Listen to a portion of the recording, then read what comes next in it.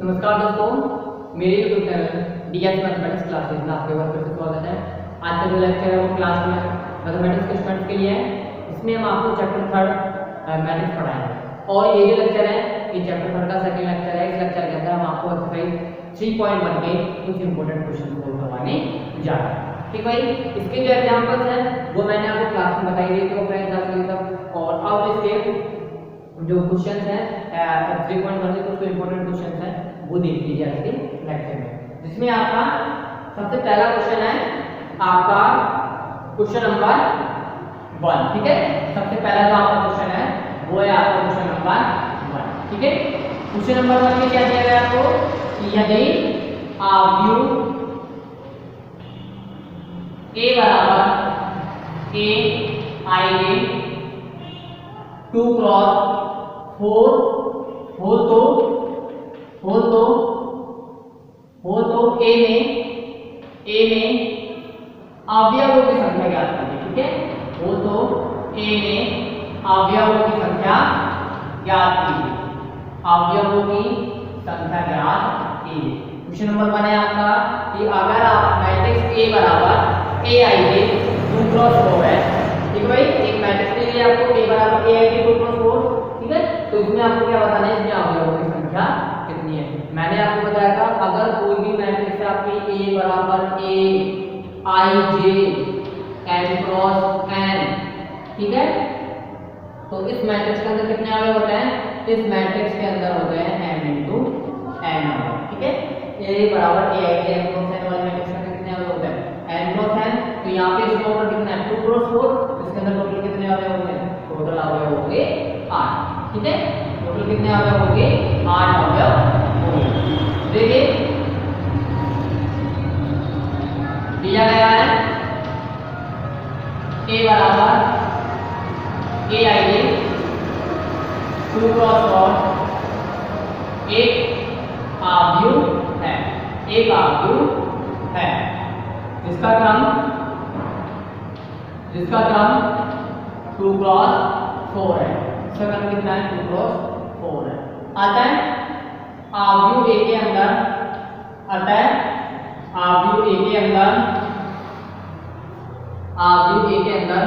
कुल 8 अवयव विद्यमान होंगे। ठीक है, कुल 8 अवयव क्या होंगे, विद्यमान होंगे।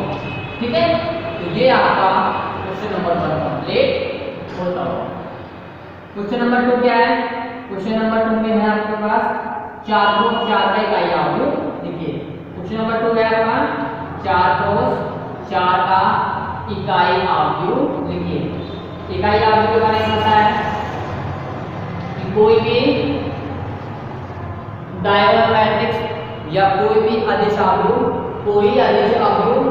a बराबर a i j n cross n, a i j n cross n इकाई आव्यूह कहलाता है, इकाई आव्यूह कहलाता है यदि इसके मुख्य विकर्ण का प्रत्येक अवयव क्या हो, प्रत्येक अवयव इकाई हो या फिर 1 हो। ठीक है, कोई भी अदिश आव्यूह a बराबर a i j n cross n इकाई आव्यूह कहलाता है यदि इसके मुख्य विकर्ण का प्रत्येक अवयव क्या हो, प्रत्येक अवयव इकाई हो या फिर 1 के बराबर हो। ठीक है, तो 4 क्रॉस 4 का इकाई आव्यूह कैसे व्यक्त करते हैं, इसको व्यक्त करेंगे i फोर से और क्या प्रकार से लिखेंगे, इसको लिखेंगे 1 0 0 1 0 0 0। ठीक है, फिर यहाँ 0 मुख्य विकर्ण का ये अवयव आएगा, इसका मान 1 होगा, ये 0 फिर ये भी 0 ये भी 0, फिर मुख्य विकर्ण का ये अवयव क्या हो जाएगा 1, फिर ये 0 और ये 0 और फाइनली ये अवयव हो जाएगा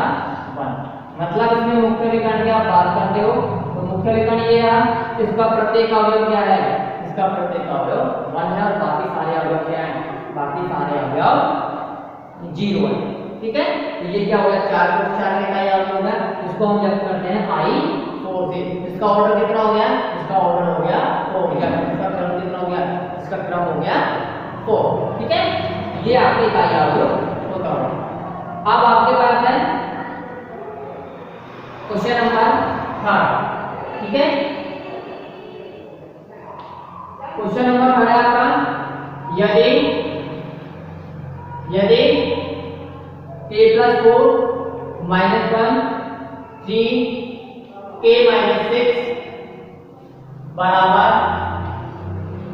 a माइनस 1 3 माइनस 4 हो तो a का मान ज्ञात कीजिए, हो तो a का मान ज्ञात कीजिए। ठीक है, तो देखिए आपको यहाँ पे दो मैट्रिक्स दी गई है और दोनों का ऑर्डर कितना है, दोनों का ऑर्डर 2 क्रॉस 2 और दोनों मैट्रिक्स कैसी हैं, दोनों मैट्रिक्स बराबर हैं। ठीक है, दोनों मैट्रिक्स कैसे हैं, दोनों मैट्रिक्स बराबर हैं।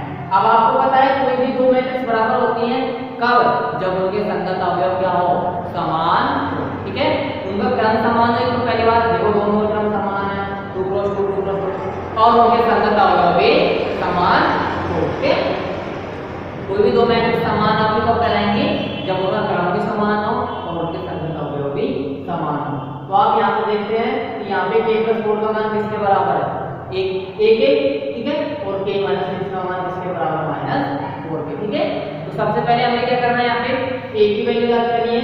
तो a की वैल्यू याद करने के लिए करना क्या होगा, आपको k - 6 के सबसे पहले k की वैल्यू फाइंड आउट करनी है और फिर k की सहायता से आपको क्या करना है, k की वैल्यू ज्ञात करनी है। ठीक है, तो देखिए दोनों अवयव जैसे आप लिख सकते हो, अवयव की समानता की परिभाषा से, अवयव की समानता की परिभाषा से, समानता की परिभाषा से आप क्या लिख सकते हो, आप लिख सकते हो कि k + 4 किसके बराबर होगा, a के, और k - 6 बराबर होगा -4। ठीक है, अवयव की समानता की परिभाषा से k + 4 बराबर k और k - 6 बराबर -4। ठीक है, तब हमें क्या करना है, a का मान ज्ञात करना है। तब हमें क्या करना है, a का मान ज्ञात करना है। ठीक है, तो देखिए a का मान कैसे ज्ञात होगा, सबसे पहले आप यहाँ से k की वैल्यू ज्ञात कीजिए। देखिए k की वैल्यू क्या होगी, k - 6 बराबर -4, तो k की वैल्यू हो जाएगी 6 - 4 बराबर 2। ठीक है, k की वैल्यू कितनी हो जाएगी 2, k का मान ये तो हो गया आपका समीकरण नंबर 1 और ये हो गया आपका समीकरण नंबर 2। समीकरण 2 से आप किसकी वैल्यू फाइंड आउट कीजिए, k की, और k की वैल्यू कहां रखिए, k की वैल्यू आप समीकरण 1 में रखिए। k का मान समीकरण 1 में रखने पर देखो समीकरण 1 में रखने पर क्या आ रहा है आपके पास, ये आ रहा है 2 + 4 बराबर k, मतलब a बराबर 6। तो a की वैल्यू कितनी आ गई, a की वैल्यू आ गई 6। ठीक है, a की वैल्यू क्या आ गई, a की वैल्यू आपकी 6 आ गई। अब इसके पश्चात नेक्स्ट है आपका क्वेश्चन नंबर 4। ठीक है, नेक्स्ट है आपका क्वेश्चन नंबर 4।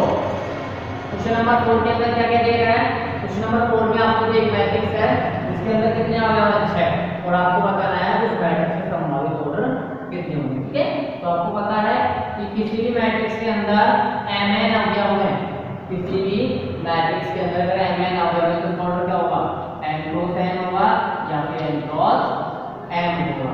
ठीक है, तो यहाँ पे कितने अवयव टोटल 6, तो कौन कितने 6 अवयव हैं, तो क्या क्या ऑर्डर हो सकता है मैट्रिक्स का, 1 × 6, 2 × 3, 3 × 2 और 6 × 1। ठीक है, तो इस 6 अवयवों वाली मैट्रिक्स का कितना ऑर्डर हो सकता है, इसका ऑर्डर 1 × 6 हो सकता है, 2 × 3 हो सकता है, 3 × 2 हो सकता है, 6 × 1 हो सकता है। ठीक है, तो ये आपका कंप्लीट होता हुआ क्वेश्चन नंबर 4।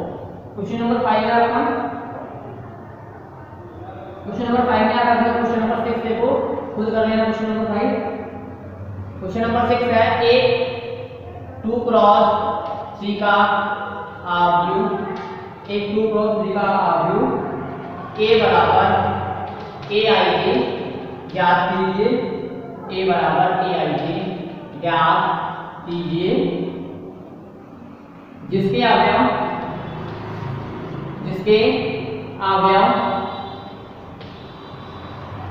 a ij बराबर 1/2 into mod 2i minus 3j हो।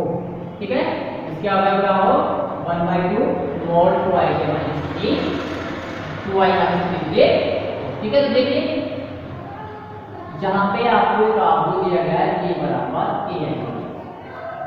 जिसका ऑर्डर कितना है 2 क्रॉस 3, मतलब कितने पंक्ति 2, कितने स्तंभ 3, और जिसके अवयव के रूप में देखे हैं, जिसके अवयव देखे हैं aij बराबर 1/2 इंटू मॉड 12 माइनस 3। ठीक है, देखिए यहाँ पे कैसे सोल्व करना है, जो जो इंफॉर्मेशन दी गई वो लिखिए। दिया गया है a बराबर aij 2 क्रॉस 3 एक आव्यूह है, एक आव्यूह है जिसके अवयव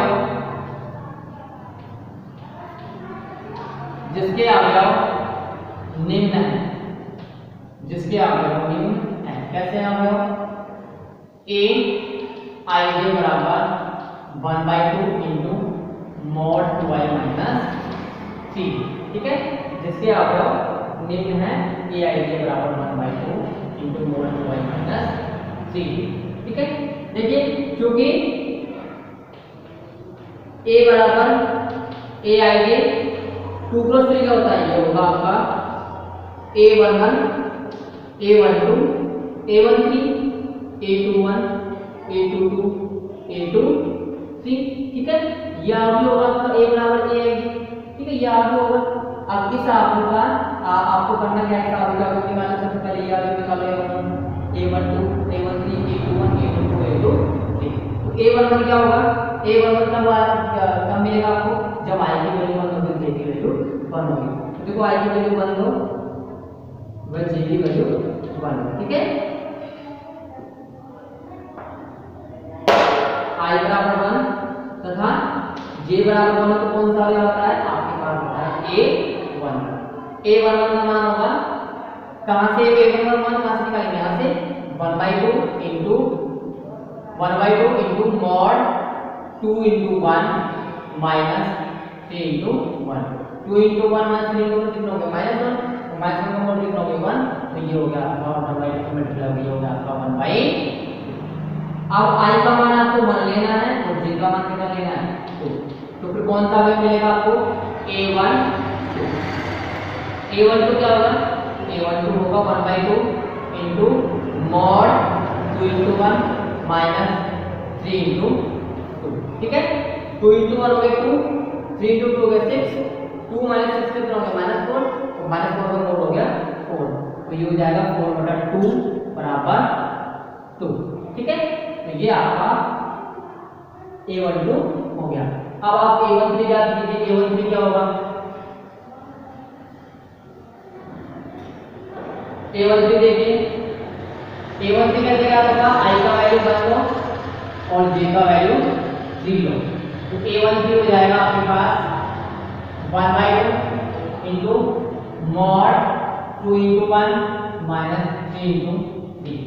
2 इंटू 1 हो गया 2, 3 इंटू 3 हो गया 9, 2 माइनस 9 -7, -7 का मॉड 7 हो गया, तो ये हो गया 7/2। ठीक है, ये हो गया आपका 7/2। ठीक, अब आपको कौन सा वैल्यू याद करना है, a21 a22 a23। तो a21 के लिए आपको i की वैल्यू कितनी लेनी पड़ेगी 2 और j की वैल्यू कितनी लेनी पड़ेगी 1। तो यहाँ पे a21 का मान क्या आ जाएगा, ये आ जाएगा 1/2 into mod 2 into 2 minus 3 into 1। 2 into 2 हो गया 4, 3 इंटू 1 हो गया 3, तो 4 माइनस 3 हो गया 1, तो ये हो गया 1/2। ठीक है, नेक्स्ट आपको क्या याद करना है, a22 क्या करने के लिए i की वैल्यू रखो, j की वैल्यू रखो, तो क्या आ जाएगा i बराबर 2 तथा j बराबर 2, ये हो जाएगा a2 2, ये हो जाएगा 1/2 into mod 2 into 2 minus 3 into 2। 2 into 2 4, 3 into 6, तो 4 माइनस 6 हो गया -2, -2 का मॉड हो गया +2, तो ये हो गया 1। ठीक है, और नेक्स्ट है आपका a23 कैसे क्या होगा, i बराबर 2 j बराबर 3, तो ये हो गया a23 की वैल्यू क्या होगी, a23 की वैल्यू होगी 1/2 into mod 2 into 2 minus 3 into 3। ठीक है, 2 इंटू 2 कितना हो गया 4, 3 इंटू 3 कितना होगा 9, 4 माइनस 9 -5, -5 का मोड हो गया 5, तो ये होगा 5/2। ठीक है, तो आपके मैट्रिक्स ए के जो अवयव है A11 A12 A13 A21 A22 A23 उनके मान ये है। तो आप क्या लिख सकते हो, अतः अवयव A बराबर AIJ 2 क्रॉस 3 निम्न होगा। अवयव A बराबर AIJ 2 क्रॉस 3 निम्न होगा। ठीक है, अर्थात A बराबर जो हो जाएगा 1/2 2 7/2 1/2 1 5/2। ठीक है, ये आपकी मैट्रिक्स ए होगी। और ये आपका क्वेश्चन नंबर 6 कंप्लीट होता है। नेक्स्ट है आपका क्वेश्चन नंबर 7। ठीक है, नेक्स्ट है आपका क्वेश्चन नंबर 7। क्वेश्चन नंबर 7 देख लो। क्वेश्चन नंबर 8 खुद सोल्व कर लेना, इजीली सोल्व हो जाएगा। ठीक है, तो क्वेश्चन नंबर 7 देखो,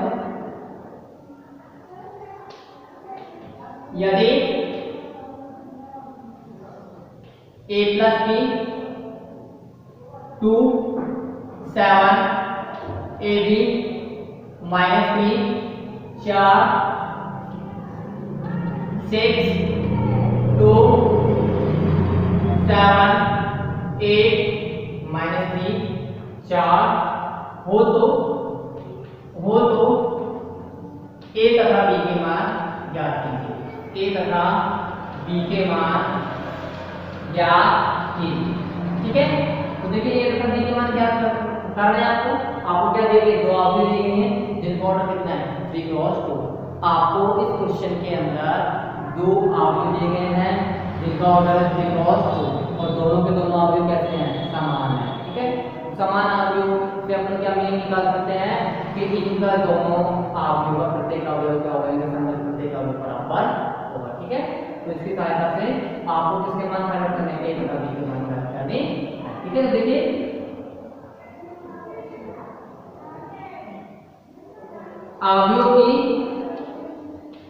अवयव की समानता की परिभाषा से, अवयव की समानता की परिभाषा से आप क्या लिख सकते हो, आप लिख सकते हो a प्लस b बराबर 6 और ab बराबर 8। ठीक है, a प्लस b बराबर 6 लिख सकते हो और ab बराबर 8। आप देखिए a प्लस b तो 6 है, ab बराबर 8 है। यहाँ से आप क्या करिए, b की वैल्यू फाइंड आउट कीजिए। b की वैल्यू क्या आ जाएगी, यहाँ से b की वैल्यू आ जाएगी आपके पास 8/8। ठीक है, यहाँ से b की वैल्यू आ जाएगी आपकी 8/8। इस 8/8 को मान इस b की वैल्यू मान लिए, इस b की वैल्यू रखना इक्वेशन नंबर 1। ठीक है, तो यहाँ पे इक्वेशन नंबर 1 क्या है, इक्वेशन नंबर 1 ये है और इक्वेशन नंबर 2 ये है। ठीक है, इक्वेशन नंबर 2 से किसका मान ज्ञात कीजिए, b का मान क्या है 8/8। तो b का मान समीकरण 1 में रखने पर, तो समीकरण 1 में रखने पर तो क्या आ रहा है, ये आ रहा है आपके पास a प्लस 8/8 बराबर 6। दिस इंप्लाइज, अब आप देखो यहाँ पे 1 आ रहा है और यहाँ पे a आ रहा है, तो एलसीएम कितना होगा, a होगा। तो ये हो जाएगा एलसीएम लेके सोल्व करते तो ये हो जाएगा a² + 8 बराबर 6a। 6a को आप राइट हैंड साइड लेके आओ तो लेफ्ट हैंड साइड क्या, सॉरी लेफ्ट हैंड साइड लेके आओ तो राइट हैंड साइड क्या हो जाएगा, 0 हो जाएगा। तो ये हो जाएगा a² - 6a + 8 बराबर 0। आपको क्या मिल रहा है यहाँ पे, यहाँ पर एक क्वाड्रेटिक इक्वेशन मिल रही है, मतलब एक द्विघात समीकरण मिल रही है। ठीक है, एक द्विघात समीकरण मिल रही है जो कि क्या है a² - 6a + 8। आप देखो यहाँ पे ये द्विघात समीकरण है a² - 6a + 8। इसके आपको दो मूल ऐसे ज्ञात करने हैं जिनको जोड़ने पे -6 आए और गुणा करने पर 8 आए। तो वो कौन कौन सी संख्याएं हैं जो जिनको जोड़ने पे तो -6 आता हो और गुणा करने पे 8, तो वो है -4 और -2। तो इसके मूल हो जाएंगे -2a और -4a। ठीक है, अब देखो इन दोनों से क्या कॉमन आ रहा है, इन दोनों से कॉमन आ रहा है a, तो ये हो जाएगा a -4, यहाँ से कॉमन आ रहा है माइनस का, तो हो जाएगा a -2। यहाँ से क्या कॉमन आ रहा है a -2, तो कैसे बच रहा है a -4 से बच रहा है। और यहाँ से वैल्यू किसकी आ रही है, a की वैल्यू आ रही है। यहाँ से क्या कॉमन आ रहा है सॉरी यहाँ से क्या वैल्यू आ रही है कि a माइनस 2 किसके बराबर है 0 के या a माइनस 4 बराबर है 0। ठीक है, अब देखिए a माइनस 2 बराबर है 0 के, मतलब a की वैल्यू 2 के बराबर है, या a माइनस 4 की वैल्यू 0 के बराबर, मतलब a की वैल्यू 4 के बराबर है। और जब a की वैल्यू 2 है तो b की वैल्यू क्या हो जाएगी, b की वैल्यू हो जाएगी 8 अपॉन a बराबर 8 अपॉन 2 बराबर 4। ठीक है, या जब a की वैल्यू 4 है तो b की वैल्यू हो जाएगी 8 अपॉन a बराबर 8 अपॉन 4 बराबर 2। मतलब या तो a की वैल्यू 2 है जब b की वैल्यू 4 आएगी, जब a की वैल्यू 4 है तो b की वैल्यू 2 आएगी। अतः a व b के संभावित मान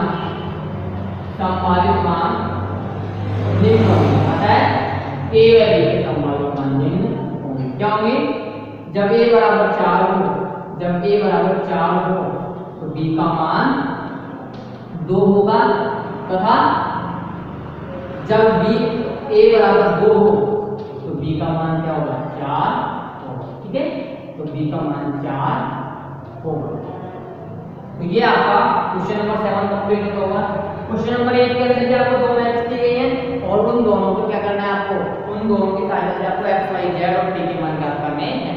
तो क्या करना है, दोनों मैट्रिक्स की समानता की डेफिनेशन लगानी है और उनके संगत अवयवों को समान करना है। तो वहां से आपको 4 इक्वेशन मिलेंगे, उन 4 इक्वेशन की सहायता से आपको 4 वेरिएबल x y z और t के मान ज्ञात करने हैं।